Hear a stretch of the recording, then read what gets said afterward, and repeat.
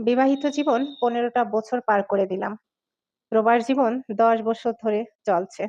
আমি প্রবাসে আছি ১০টা বছর হয়ে গিয়েছে। বিয়ের ৫ বছর পরেই আমি প্রবাসে চলে এসেছিলাম। বউ, ২ টো মেয়ে, ফুটফুটে মেয়ে তাদেরকে ছেড়ে। বিয়ের আগেও বিদেশ করেছি ৮ বছর। তারপরে ছোট্ট একটা বাড়ি করেছি। কোনোভাবে বাড়ির কাজটা সম্পন্ন করতে পেরেছি। কিন্তু কিছুটা জায়গা অসম্পূর্ণ রয়ে গিয়েছে। আর কিছুই করতে পারিনি। তারপরে আবার বিয়ে করেছি। ভেবেছিলাম দেশে টুকটাক কিছু একটা করে সংসার জীবনটা শুরু করব। কিন্তু বিয়ের পরে শুধু খরচ আর খরচ। বিবাহিত জীবনের খরচ সামলাতে না পেরে আর বিধবা মা সাথে সবার চাহিদা মেটাতে না পেরে বিবাহিত জীবনে ৫ বছর পার করার পর সিদ্ধান্ত নিলাম আমাকে আবার বিদেশ যেতে হবে। যখন বিদেশে আসি তখন বউ আমার অনেক কষ্ট পাচ্ছিল। আমার ফুটফুটে ৪ বছরের একটা মেয়ে ছিল। আমার বউ আবার গর্ভবতী ছিল। জীবনটা অনেক কষ্টের মনে হচ্ছিল। মনে হচ্ছিল ছেড়ে আসবো না। কিন্তু সংসারের চাহিদা মেটাতে হিমশিম খাচ্ছিলাম বিধায় চলে আসতে হলো বিদেশে। বিদেশে এসেও ভালো-মন্দ সবসময় কাজ পায় না। সংসারে যা টাকা পাঠায় সেটা দিয়ে স্বচ্ছন্দে বউ ছেলে-মেয়ে চলাফেরা করে আর সামান্য বাড়ির টুকিটাকি কাজ করে। এভাবেই চলতে, চলতে কেটে গেল ১০ টা বছর। বুঝতেই পারলাম না কখন ১০ টা বছর পার হয়ে গিয়েছে।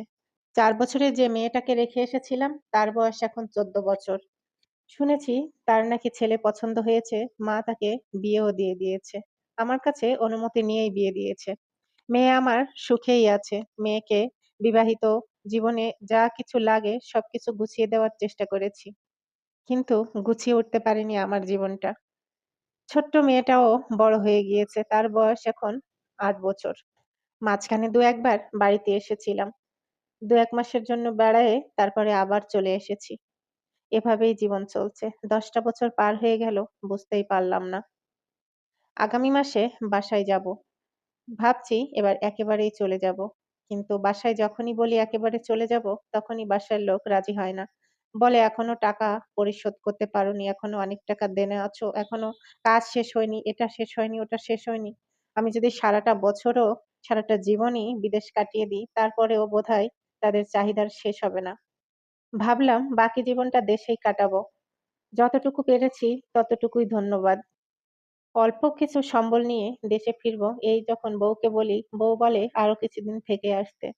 মাঝখান থেকে কিছু তর্ক-বিতর্ক হয়। বউ রাজিই হয় না আমি যেন দেশে আসি।